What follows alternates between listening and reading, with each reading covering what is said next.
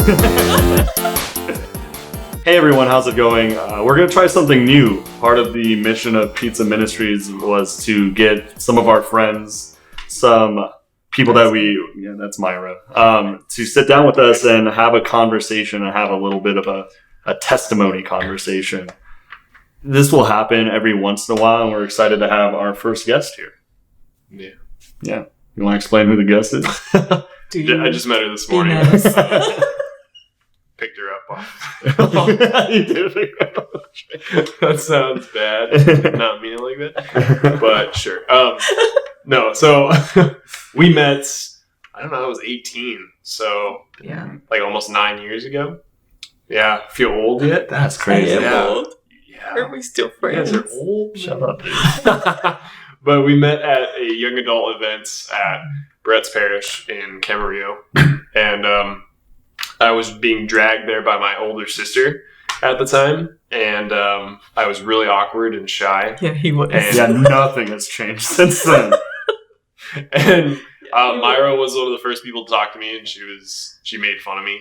And it clicked. It was great. That's good. So I did make fun. that's how I met Mayra. And she still makes fun of me. I do. What a beautiful Great. thing. What a beautiful thing. Beautiful. I'm real. You could feel I the make spirit fun of in her this too. room. I make fun of her too, if that's okay. Yeah. Oh, the god. Like saying that we picked her up off the street. That sounds really that bad. was really bad. That's legit Yeah, bad. that was not nice. It's not nice at all. Yeah. So, so Mayra, Yes. what are you up to these days? Oh, a lot. I was just hired like a month ago to be the youth minister at Dolores Mission. So that's kind of a big surprise because I am an old lady, 41 years old. I was like, really, God? Like, really? Wow. And so I had to really pray about it, which I can tell you later if you want. But Yeah, I had to pray about it because I thought, I am 41. How am I going to connect with the teens? And like, are you really kidding, God? And no, I went to my spiritual director because it was 2 invitations, one from the priest and one from another friend. And so once I heard it from the priest, the second time I thought, well, this is an invitation from God I got to take seriously. So then I actually, you were one of the people I called. I'm sorry I didn't call you because you never answered. Oh. No, I didn't call you because usually because you like him more. Yes. Yeah. No, Oh god. I That's how talked to usually- you. I like I don't like where this is going. so. No, Keep it coming. but yeah, I did call you because I was like, I don't know, I needed to hear from different. I felt like I needed clarity, and that's why I called. You were one of them. I scheduled right away with my spiritual director, and then I talked to one more person who I also trust as my friend who can help me hear what God wanted. So, and then it was like, okay, so I'm going to do the interview. Yeah. And sure enough, I was nervous, but the interview went really well. And once you say once you say yes to God, things start falling into place, and it's just like a roller coaster. I'm like, what's going on? And so here I am now. That's It's been a month, and Wow. yeah. So what made you hesitant about it? My age, pretty much. Really? My age and let me turn this one. Excuse me. Technically, it was my age. I was too old. I thought I was too old. And second, just my experience from being a youth minister before. Yeah. It was good. I really loved it, but I felt like before it was just a lot of work because I was a newbie at doing it. Yeah. I wasn't trained. I was learning on the job. Yeah. And so what came to mind was like, oh no, not again, And so all these fears came up, and that's what my prayer was. The voice of God was like, no, that's just your fear. I was able to recognize that the fear was not from God, and that the invitation was there. So, yeah, in a nutshell. That's good. Yeah. Were you always like this? Like you're talking about? You always just messed up. You're always talking. Yes. Well, you mentioned discernment. You mentioned spiritual direction. Yeah. You mentioned talking to your friends. Yeah. Not your friend. You mentioned all that type of stuff. Yeah. Was your faith always like that? What was it like in the beginning? No, at first, when I was a baby, I mean, yeah, let's start. Let's start from that. Day one. Did you see a spiritual director as a toddler? I did. Google. No, I was cradle Catholic, and I was Catholic because I had to be. Yeah. So I was made to be by my family and by my grandparents. That that's the way it is in the Hispanic culture. Once again, I'm not insulting anyone or the Hispanic culture, but that's just my experience where it can be do as I say, and it's beautiful because I was introduced to the faith, and looking back now, I'm like, ooh, thank you, Grandma, for making me go to adoration at 6 years old. That was my introduction to the Eucharist, and I didn't even know. Yeah. Wow. And thanks, Mom, for introducing me to the Rosary, because that's where I came to know Our Lady. For us, Our Lady Guadalupe, my mom's very great advocate to her, and not advocate, a follower, whatever. And so that's how I came to know Our Lady, and she was very instrumental in bringing me to God. So I'm grateful for it, but at the time I didn't see it that way. It was just more like, ugh, I have to go to Mass. And at times I would, when my mom would take me to Mass, I would be so pissed off that she'd sit in the middle and I'd sit all the way on the other side. I was like, I'm not talking to you, maybe come here. But it was always neat to look back. It was like always at the sign of peace. Something within me changed. And I was like, okay, I'm so sorry, Mom, you know?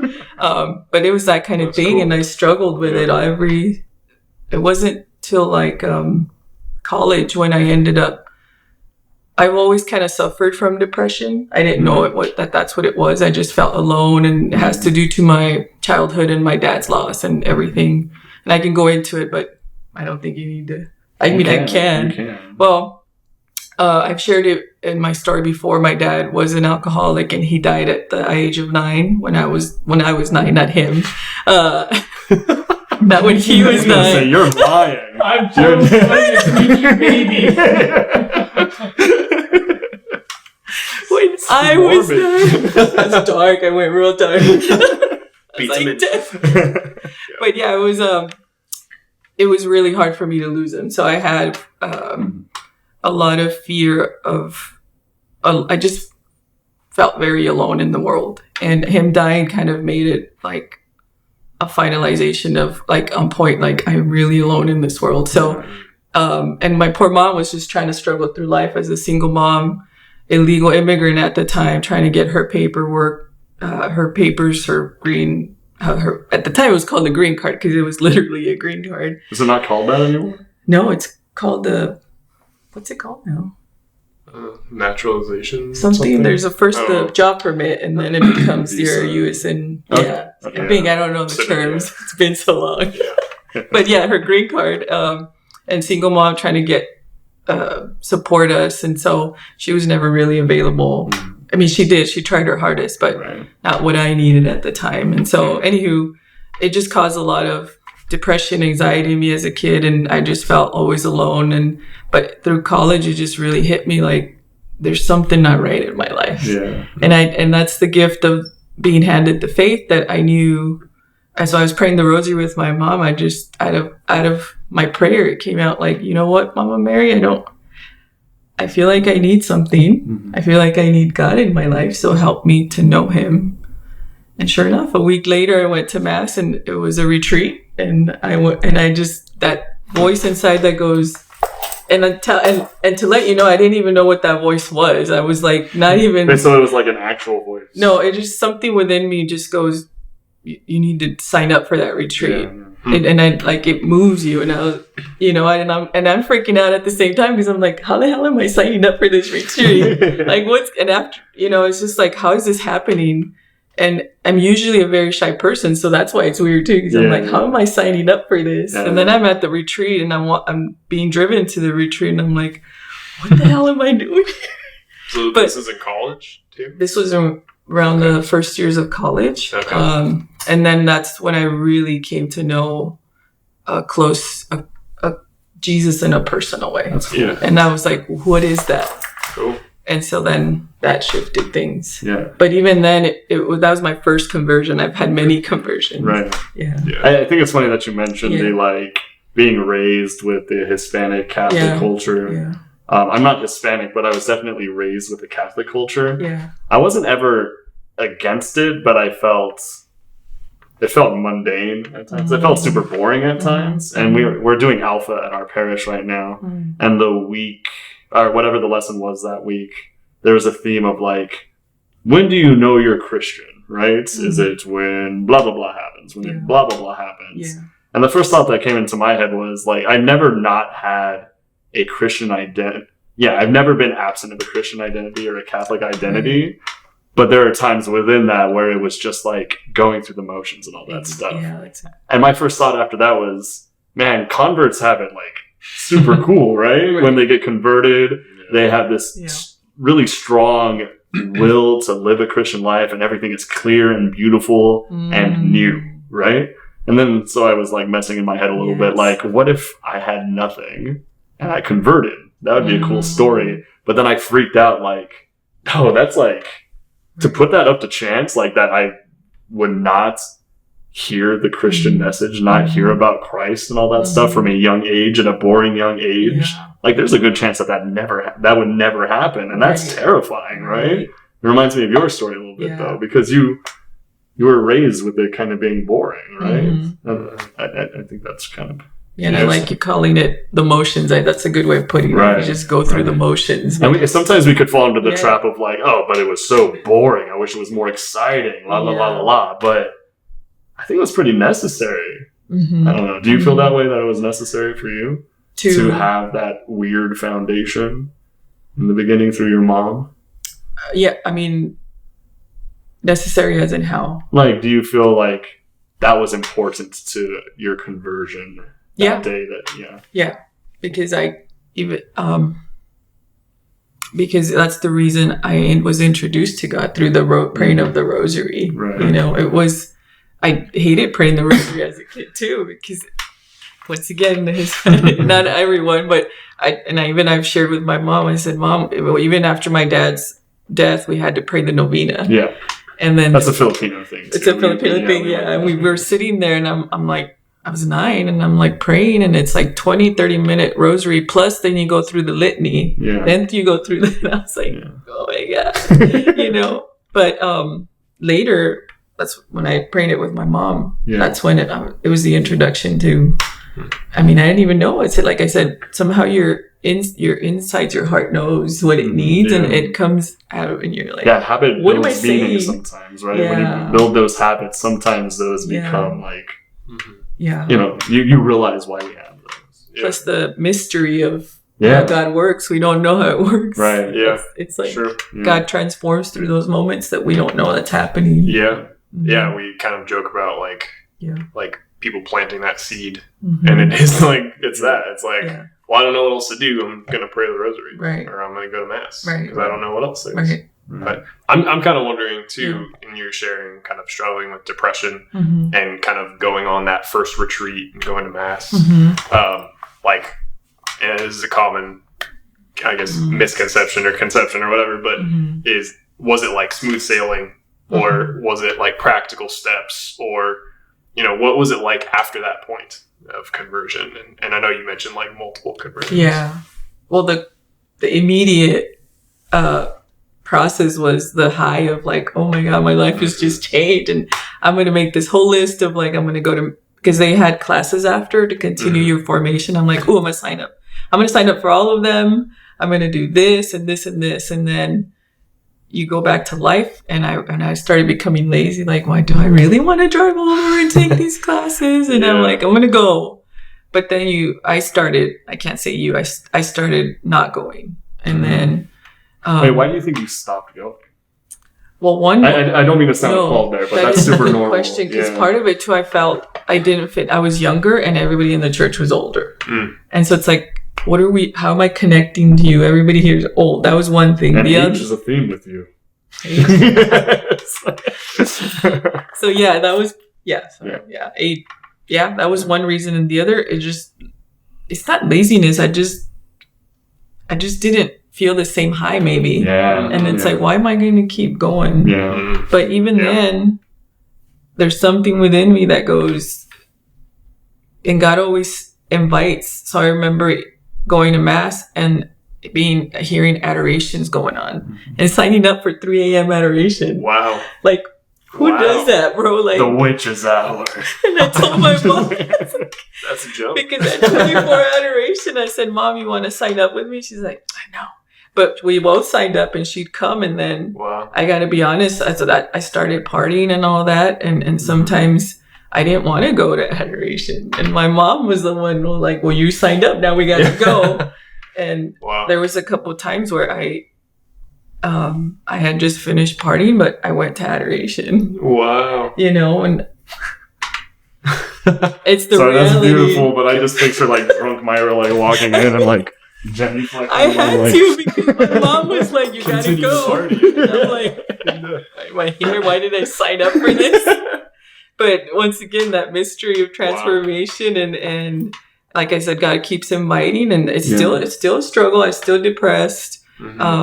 But I continued saying yes to the invitations, and a lot of times I needed help, and then I forgot about Jesus, and then graduated college, started working. But even through college, my community, I always found myself talking about God and surrounding myself with people who talked about God. Like I'm in an animation field, and we're talking. Even we weren't the same Catholic faith, except for one. But we're talking about God. Yeah. And that's what bonded us as a team. So, that's cool. But anywho, once I graduated, I forgot about God. I started dating a guy. And then I was like, but even to him, I would talk about God. Oh, that's cool. It's crazy. Like, so it was like really on your heart then, even when you weren't like active. Yeah. That's interesting. It's interesting. Yeah. How a conscience is weird. It's really, it's really interesting. I found myself talking to him and preaching to him, and then we broke up. I got depressed. I started my animation job, and my friend from college said, "Hey, Mayra, you should come with me to Blessed Sacrament. Let's do Bible study together." Yeah. And I was like, "Okay." And she was doing the daily mass thing, and I would stay with her overnight because I didn't want to go all the way home. So she'd let me crash at her place during the week, and then she was like, "You want to go to daily mass with me?" And I'm like, "No." Like inside me, I'm like, "No," but I can't say no to her because she's giving me a ride to work. Once again, that's sneaky. Once again, the gift of God. You want a ride to work? Are we gonna go to mass? I'll let you borrow my car if you go to confession. But once again, it was a gift because I was going through tough times, and it was through the mass where I would get solace. Yeah, that's cool. And so that continued, and then that's when it started happening. Started getting involved with Bible study, doing ministry. Then I found a spiritual director, found out about spiritual direction. Yeah. And then the call of religious life came. Yeah. And then that was a whole journey.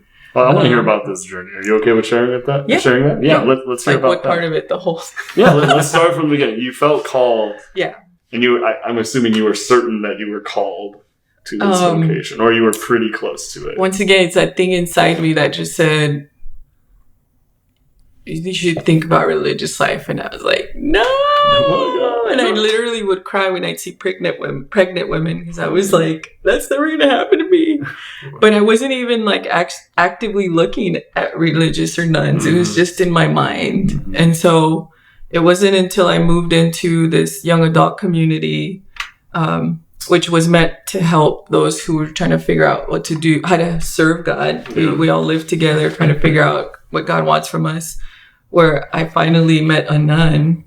And I remember talking about that same order with my friend the day before. And she's like, we should be nuns and join the Daughters of St. Paul. And is that what girls talk about? No, well, Catholic girls. Catholic girls. We should be nuns together.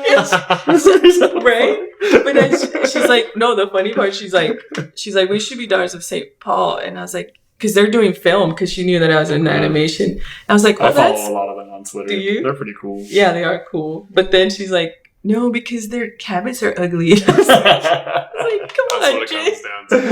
But anywho, we ended up.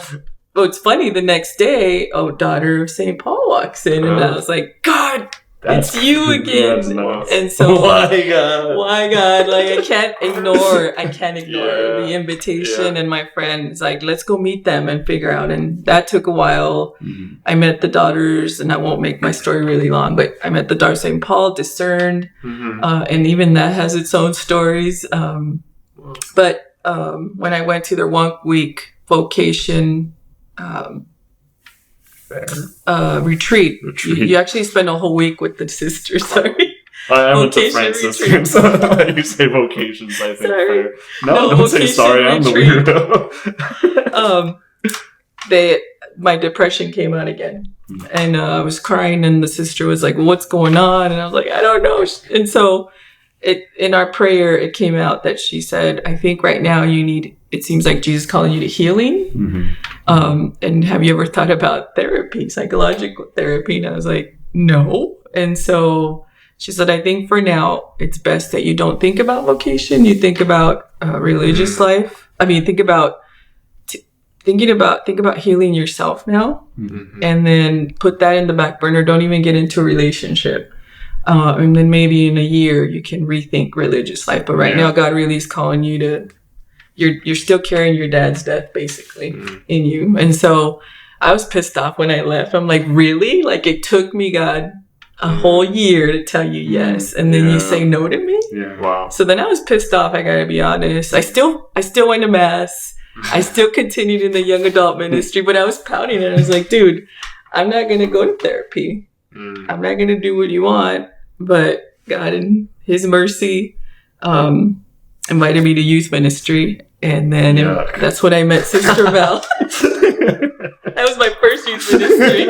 And that's how I met Sister Val. Oh, you met her during your youth ministry? Because she came and gave a talk, and she had already her eye on me, which I'll tell you later. She has that gift. She's like, Lyra's going to be an assistant with Notre Dame. But she was the one who helped befriended me and got me to connect with my therapist. And so I did that for almost a year and a half. And it was really I say it's important for people who've gone through trauma, but I couldn't have done it without my prayer. I needed my prayer. And that's when I also got into serious spiritual direction. Cool. Because I needed both.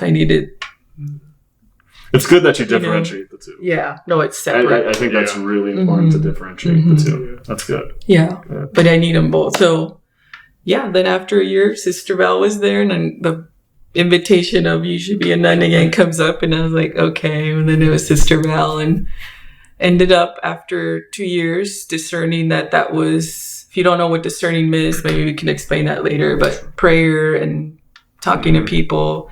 And I decided to apply and actually did a 6-month live-in with the Sisters of Notre Dame. 6 months? 6 months. It was supposed to be 3, but then by the second month, the second month, I'm like, I'm already in. Like, that was the call where, I was in. But I think the second month, I was driving to work, and that prayer was like, oh, religious life is hard, but I think this is what you're inviting me to. And it was the first time where I was like, yeah, I'll do it. And there was freedom that came, as opposed to, oh no, it was like, yeah. And I said yes, started the application process, and it fell into place. Everything was falling into place. Entered the convent October 2014, if I'm not mistaken, or 2013. And then 4 years after actually entering and being Sister Mayra Marie, going through the formation, I decided and prayed that was not for me. And then it ended up stepping out of nun. Formation is technically nun training. And Nan. I think Father Mike Schmitz calls it nun training. Isn't it? Yeah, because people don't know what formation is. But it was, I call it nun training. So that was 2016 or 2017 I stepped out, and it was hard. Yeah, I was gonna say, was that frustrating for you? Because this seems to be the trend of your life as a Catholic. Yes, and I questioned, like, did I make the right choice leaving? And it was like a breakup of a relationship. I'm like, what the hell did I do? And I miss the sisters. I miss God. And there was a lot of shame. Like, did I make the wrong choice, God? And are you mad at me? And just lost. But I was still faithful, and and through all of this, I never left Mass. I never left I would get mad at God, but I still talk to him in my anger. Yeah. Even in my, and I tell that to people, you have to be real with him. And that's how I came to know Ignatian spirituality too. It helped me to be in the messiness with God and with other people, but to be able to see the messiness and pinpoint where it's coming from with God's help. So anywho, then ended up, after I left, I was invited by the sisters to work at USC Catholic Center to help with what we were doing there, which was marketing the sisters at campus, on campus. And then I did that for a year. The contract ended. And then I was jobless for 3 months, and I'm like, oh my God, what am I going to do? But it was through the Sisters of Notre Dame that worked at Dolores Mission School. They invited, I was invited to join her, and then that's how I got my job at the school first. Thanks be to God. And then a year later, I was invited to be the youth minister. So exactly. What I'm liking about your story though is I guess two things, that you were willing to be angry with God and kind of let him into that. Yeah. And then also that it sounds like you took practical steps for both discernment and struggling with depression. Yeah, you weren't waiting for a miracle. Yeah. Like, come on, just that. Yeah. But you know what I did? Yeah. There was moments, and I didn't get into detail because it's gonna be like an hour story, but there was a lot of that. Okay. There was times where I was sitting in the tabernacle. There was times when I was in adoration, and I'm like, I'm sitting here crying, like, why aren't you healing me? Yeah. And it was through that prayer where I felt like the image. Because I'm an artist, I see in images, so God speaks to me through images, and I got this image of this plant, really rooted, like, I don't know, it's a weird image, but I just thought of this tree growing within me. And if I pulled the entire thing, it was going to cause me pain. Oh, man. But God was like, I got to dig around it. Wow. I was thinking of Groot for a second. And you mentioning that kind of shifted me away from Groot. Huh. But if you pull something from the roots, it's going to damage. And God's like, I got to gently carve. So I'm not healing you completely. Yeah. I got to do it gently. It takes time. And so as it's a process, it's frustrating because I wanted a savior and I wanted a prince to come and take care of me and I wanted to stop the pain, but it didn't, and that I'm grateful for those moments because I'm able to sit with people now who are going through that and be that sense of hope, because it was through those dark times where I saw God. Yeah. And I was like, whoa. And because of that, and through my formation with the sisters, now I know.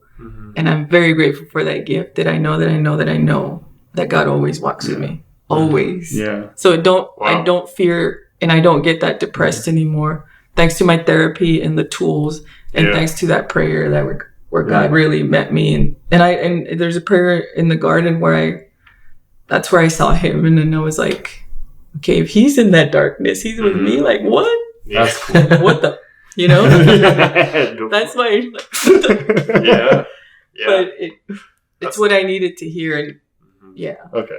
I was in those dark moments. There's a lot of desperation. I love dark moments of stories, not just like testimonies, but in television and film, because that stuff feels real to me, right? I love that that's what your testimony is. I love it so much. I like to be real with people because I used to hide a lot. Yeah. And I was like, no, Jesus, I can't show you this. See, now you're embracing it. You got the cool emo girl haircuts. You got the emo girl glasses. There you go. Yeah, this is a good time. Still dark. It's still dark. We'll listen to some dashboard confessional after this. I mean, now I go through anxiety periods. Like, there was anxiety being a youth minister. Like, oh my God, like, what am I going to do? And I'm not good enough. I struggle with that. It's normal. A lot. Yeah, I think that's a youth ministry thing. Yeah. I think it's a youth ministry volunteer thing. Yeah. Yeah. Well, and I think it's a human thing. Yeah. So just kind of questioning our worth or value or capability. And if we learned anything today, it's a journey thing too. Yeah. And we mentioned in one of our videos, the lives of the saints. It's not uncommon to what you have. There is a thing called the dark days of the soul that a lot of these saints have experienced. And if we get through that with perseverance and with the scope of God, it only makes it stronger and makes things more real, to be honest with you. we are running out of time. But before we go, let's pretend. I don't want to imply that you're dying soon. So let's say in 50 years. I die every day. There you go. I die every day to myself Just with Jesus on the cross. Okay, let's say 50 years from now you die. Okay, you actually die. And your beatification is happening at the Vatican. Some weird miracle happens. Oh, no. Saint right? Myra. Yeah, Saint Of Islos? of emo. Yeah, Saint Myra. Wait, you want to know what my saint name's? No, I want to know, like, if someone were to read your book, right, your biography, you are now a canonized saint, and your story brings people closer to God. Yeah. What would you want your story to say? How would you want your story to motivate people to pursue God? I don't know. That's a tough one, I don't know words. I just know that in my mission, God was present to me in the darkness and was that sense of light and hope. Yeah. So I want to walk with people in the darkness and I'm not going to be God for them, but I hope to be an instrument so that they feel what I didn't and don't suffer as much as I did. That God is asking me to be the actual physical witness of his light and his hope. That's what I try to strive for. That's what my mission. That's what I want to do with teens. And that's what I try to do every day. So I do love the dark. I love to sit with people in the darkness. Yeah. Because it's never truly, truly dark, you know? Yeah. I think that's relevant. Yeah. I really do. Yeah. Well, everyone, thank you, Mayra, for coming. You're welcome. That took a lot of time. That was a lot longer than we expected, but I think it might be worth it. We're probably going to put Mayra's social media somewhere I don't here. use it because I'm It doesn't too old. matter. Make Credit card number. all this type of stuff. Please, I need money. Yeah. I'm a youth Other Venmo's right here. But yeah, thank you for coming. Yeah, and please know that I'm praying for you not to cut you off, and please pray for not my teens, our teens, all of our teens go through the same stuff we did, and if we can just continue praying for them and know that we're praying for you, like, you know. I know if you need prayers, let me know. Yeah, I know we're doing this every video. Yeah. And it's becoming mundane, but if you have any prayer requests, it could be completely anonymous. It could be just put some prayer requests down here. I know Mayra, she would take her time to go to a holy hour and actually pray for you if you want. Yeah, I will. No, she would. Say So, rosary. but if you have any comments on her story or anything that you relate to her story, leave a comment. Reach out to her. She wouldn't mind talking to you. If you have more questions, I'm an open book. Yeah. And I hope you enjoyed this first interview that we did. Yeah. So if you have any suggestions of people that we want to interview to give their testimonies, we'll listen to it after a background check. We'll consider. Yeah. After We're too an strange. attractive scale. See how? No, just kidding. That was a joke. Completely. I feel bad about that one. Stop manspreading, Rick. Sorry. But anyways, thank you, Mayra. If you have any comments, leave a comment. Thanks, guys. See you later.